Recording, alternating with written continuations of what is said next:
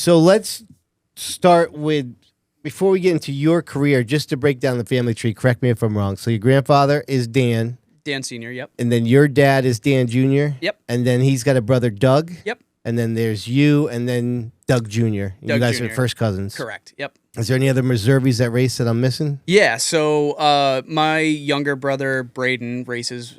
He just started racing the Pro 4s in, I think it was 2 years ago. And he's kind of races every now and again. He's not a full-time driver, but he's done really well. He's gotten a couple of wins, and yeah. What number does he drive? The 5. So me and him kind of swap off. Yeah, yep. So we swap off back and forth, just depending on who's available and what the situation is, and it works out really well. But mainly he's the 5-car driver. How old is he? Oh, don't put me on the spot right now. Much younger than you? 2007, so he's 17, 18? Yeah, 18? 17? Yeah. Yeah, So 17. you guys are pretty close in age. I Yeah. mean, in the same area code. Yeah, yep. And like he always grew up watching me drive the 5, and he's always wanted to do it. So he's finally got the opportunity to do it, and it's worked out really well. So You know what I find amazing about you guys? I think this way about the bowlers too, because they live in Fall River, which is about maybe halfway to Cape Cod, right? And like, there's not really any tracks close to you. I mean, Seekonk's the closest. How long does it take you to get to Seekonk? Seekonk, depending on, I mean, it with zero traffic at all, it's like an hour and a half. Yeah, so it's usually probably more like 2 hours. Yeah, your closest track. Yeah, yep, 2 hours, and that's. So I find that amazing that you would think when there's a family that is so into racing, and then the tracks around them are gone to where the closest one is 2 hours, you might think like they would just stop racing. You know what I mean? Oh, so there was tracks closer to you. Well, Lakeville was in Rhode Island. Lakeville was probably the closest one, and then obviously that was asphalt track. No, that was a dirt track. Dirt. Yeah, and then the Chatham Dune Buggy track, that was like really the closest one. That was like right across the street from our shop currently. But yeah, once those kind of dissolved, we just started touring. And then after that, it's history. Yeah, I mean, like back when your grandfather started, like there's a track called Tiverton. I think I'm saying that right, in Rhode Island, and there was other ones like in the Boston area. How long does it take you to get to Boston? Like 2 hours. So basically. it's not close either. Yeah. Okay. Yep. Yeah. So yeah, but I mean, listen, like, you know, and it took you how long to get here? But I mean, it's amazing that you guys stay so into racing, even though there's really nothing close to you. It's pretty much all we know. You know, I mean, it's gas stations and racing. Right. So when you first started racing, was it the Pro 4s or was it like quarter midgets? Or? Yeah, so I started racing at Seekonk in the mini cups. I did 3 years and then took probably a year off. And then after that, they were like, hey, do you want to try out one of these? And we ended up finding a Pro 4 on Cape Cod, like buried away in somebody's like backyard. Wow. I had to pull it out of their garage. And me and my dad rebuilt it from the ground up. And that was like my first ever race car. So mini cup, was there anybody that is still racing now that we would know in that class? Ooh, I mean, I don't know. Like, I mean, obviously the Seekonk regulars still. David Luigi still runs at Seekonk there. They run those at Seekonk still? No, they don't anymore. They run the Bandoleros now. Yep. The only one I know of mini cups, when I think of mini cups, you know who ran mini cups and I think was a champion is Johnny O's now fiance, soon to be wife, Shelby Donovan. Yep. Yeah. I used to race with her. Oh, Yep. Did you really? Yep. Yeah. Are those the Allison Legacy cars? Well, they're like even smaller, right? Yeah, they're like quarter scale cup cars. They almost look like I don't know if you had these, but like when I was a kid, like Brooksy used to get like Richie, like little cars that you would like pedal in the driveway. Yep. They kind of look like they're a little bit bigger than that. So they're even smaller than Allison Legacy? Oh yeah, way smaller. Definitely. Yeah, Allison Leggies are like a mini stock. That's not what these are. Yeah. They're almost like Bandolero-ish, right? Yeah, they're basically the same size as a Bandolero. Yeah. Just they have full suspension and they run like the Honda V-twin or something like that. Yeah. I think. Yeah, it was all sealed by Seekonk, so I don't really know. So I find this interesting. So Seekonk is basically your home track, right? Yeah, it's where you got started. I would. Seekonk is like the home track. I would consider Waterford more of my home track than anything, though. Interesting. that's like kind of where the Pro 4s like really started to take off when I came in. Yeah. And at that point we were running like 6 to 8 shows like every season. Right. Yeah. So all of my experience was from Waterford. Yeah, well, I mean, where I was going was like I consider you a modified guy, and Seekonk doesn't race modifieds. Yeah. So it's the Pro 4 DNA in your family that lent you to down the path to the modifieds. Yeah. So obviously my dad drove the 45 for the longest time, and then once I was old enough, he was like, "Hey, do you want to try and go run in New Smyrna?" And I was like, "Oh, yeah, whatever. Yeah, sure, let's try it." And kind of threw me to the wolves a little bit, but. Overall, it was a great experience. We got faster every week or every day, and it was awesome. How did you get hooked up with the Perrys? Because I've known the Perrys for a long time. My cousin used to race mini stocks at the Speedbowl, and Norm was his motor builder. Yeah, that started in '99, so that's how far back I go with those guys. Yeah. Known them forever. So Norm actually was there the first year helping us that I started racing the modified down in New Smyrna. Him and Shelly came and helped out, and we were kind of just like, we didn't really know each other very well, and that was like the first time that we had like full on got to work with each other, and it was an awesome experience. And since then, we kind of split ways after that for maybe 2 years or so. And then when Kirk had stepped out, they were looking for a new driver, and they had considered a couple of drivers and called me, and I was like, yeah, sure, absolutely. I'd love that. That's awesome. Yeah. And, I mean, they put together such a great operation. So who's the guy there that's like the crew chief? That's Mark Giordano. I wore his shirt today to throw him some. So I got to know him a little bit. We did a video with Woody. Yeah. And he was the crew chief, and when Woody was driving for Stan. Correct. This was like 21, I think. Mm-hmm. And I kind of got to know him a little bit there because we were following him around at the track. Yeah, so he was basically like the crew chief when Stan Mertz was doing his all of his 6-team stuff. Yep. And then obviously they took off, and Mark and I have always worked together, and we've been really, really good friends. And he worked with my dad way back in the day, and so everything just clicked really well. Yeah. Who is crap, I just lost my train of thought.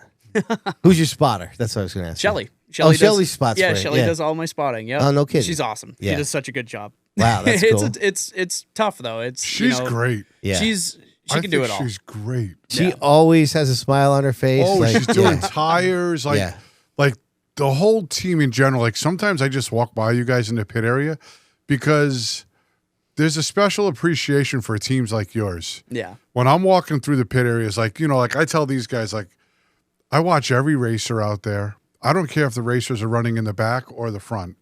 I watch every car, every driver, and I love to try to find good drivers. And I love to find people with a lot of passion, a lot of heart. Because I've been on both sides of when me and my brother were first starting. Not that we've done anything great, but I mean, nobody knew who we were. We were trying to do it. And so even when we do the podcast, sometimes I give some people that maybe don't get any burn time, I try to give them some recognition on here because they deserve it too. Yeah. But my point was, when I walk by, I see it's like when I used to go race these big races when I had a tour car, there's all these big money teams everywhere, right? And they have a tire guy, they have this guy and that guy, and a paid somebody for everything. And then you walk by your team, right? And it just looks like a bunch of people having fun, right? It looks like a family team, right? It is by far the most fun team to be a part of. It doesn't even compare to anything that I've done in the past. Like these guys just like they bring you in and they treat you like family, so it's just, and it's obvious. Awesome. It's very obvious. And it's even nicer. I don't feel like, at least you guys don't put this off. Like there's no real pressure over on there. Everything is, you guys are all grateful for every finish that you get. Right. Whether you win or you're kicking ass or something bad happens and you finish 13th. Yeah. It is what it is. Yeah. They're the happiest group that you could be a part of. Seriously. Yeah. It's truly just awesome. It's funny. I was sitting behind Norm for the last race. Was that a MRS race at the Speedbowl? At the Speedbowl, yep. I see he was right in front. He was right in front of me with his girl. Yep. And I'm chit-chatting with him. Of course you are. Right? And Shelly's there, and I'm chit-chatting with him. And he says to me, the The rear end got bent. I don't know how straight it is. I think it's going to be good, but we'll see. And then I look at the speed, and this guy's like at the top of the chart system. I'm like, I guess they got it right. You know what I mean? Hell yeah. Well, not only that, it's what's his name? Wilkerson?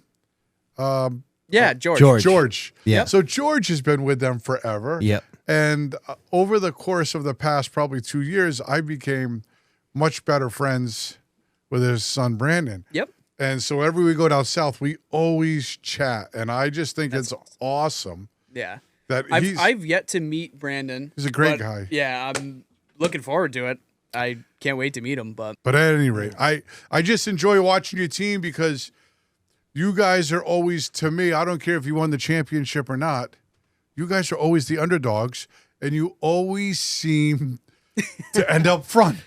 You know, so it works out really well. Like I said, like they take a lot of time. Like at the shop, they do a lot of the setup work there. So do you do any of that with them or no? You just show up. I kind of at this point just show up. They've got their own stuff down. I feel like if I was to be there, it would be like more less helpful. Yeah. But they've got it down to a science. Like we show up and right off the rip, the car is great. It just is, getting the final adjustments dialed in for the race. But pretty much everywhere we go, we're pretty fast. So how is it when you guys show up to, I guess this doesn't happen anymore, but when you first started driving for them to tracks that you haven't driven, was there a lot of learning, or did you adapt pretty well right off the rip? Yeah, so and I guess is kind of tying back into the Pro 4 stuff. It's pretty nice to have grown up in the Pro 4s because a Pro 4, as soon as you get comfortable with one track, you're on to the next. So you never really got that chance, so you always had to be adapting. And I feel like that's kind of one of my strong suits is I can adapt very quickly to the tracks. And it works out really well, and it's kind of always a no pressure deal when we show up to the newer tracks. They're like, hey, you don't have to be the fastest guy. And I'm like, give me a couple laps. We'll figure it out. Yeah. Oh, that's great.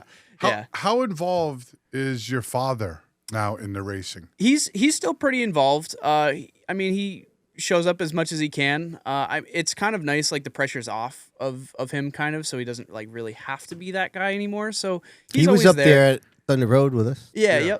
He's always there. He's kind of gotten away from coming in because he likes to try and adjust the car from the stands a little bit. Oh yeah. So he's kind of tried to step away a little bit, but he's always there. He's always supporting, and it's awesome. So is there any plans with the family car? As of right now, we're still waiting on an engine. But once we get it back, who knows? We might bring it out for a couple shows. Thompson surprisingly doesn't have a MRS or tri-track race this year. It's ROC this year. So maybe we'll find ourselves in one of the RC races. But as of right now, there's no plans set in stone for that. I got another question for you. When you go racing, when you guys are traveling like that,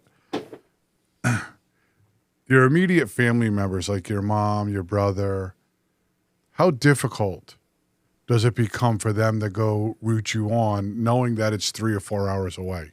Yeah, so it's definitely pretty tough. And the main factor is, and I guess this applies mostly to this year, is the weather really plays kind of the bigger factor. If it's sunny out and there's no chance of rain, then it's way easier to make that haul.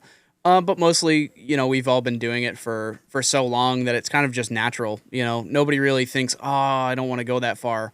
I mean, obviously, unless the weather is kind of poor. But no, for the most part, they really all kind of show up to everything. They do. So they still, that was one of our deciding factors when we stopped touring with the trucks, was that, my mom, my father, which is Emma's obviously grandparents, and a lot of our close relatives wouldn't make the 3 or 4 hour hike because they're not used to that. They're used to traveling 10 minutes, right? To say, hey, we're going to go travel 4 hours to a track or 3.5 hours. Yeah. So, and I know how important, I think it's very important to have your family there, your mom, your brother, right? I mean, that's something that's important to you, isn't it? Yeah. Seekonk, we always like everyone shows up to those because it's just such a like it's an easy commute. Isn't it fun like that? Yeah. Oh, when we go to Seekonk, you'll see like a quarter of the section is all right, all Meservey shirts and all that stuff. Oh so. yeah, that's excellent. Yeah. Man. Hell yeah. But for the most part though, yeah, pretty much everyone if they're committed to coming around, they'll be there for all of it. Any plans for wheel and modified tour racing?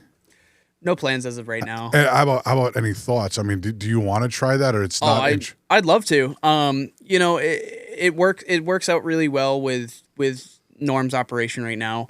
We're having a lot of fun, and it's something that we love to do. And you know, we don't really feel the need to go to the tour, but I mean, if an opportunity comes around and it's a good opportunity, and we're still having fun, and obviously there's no interruptions between what we have going on already, then yeah, we would look into that for sure. Yep. How about fendered stuff? Ooh, I'd love to do a fendered car. I mean, minus the mini cups, that's the only fendered race car I've ever driven. That you ever had? Really? I would love to do a fendered car. Just to try it. Yeah. You enjoy watching them? Oh yeah. Oh, they put on such a great show. Don't they? They're enough like a good fendered race car. Yeah, it's crazy how much they lean on each other, you know? Oh, and I feel like that's something that I would like to, you know, learn and get better with.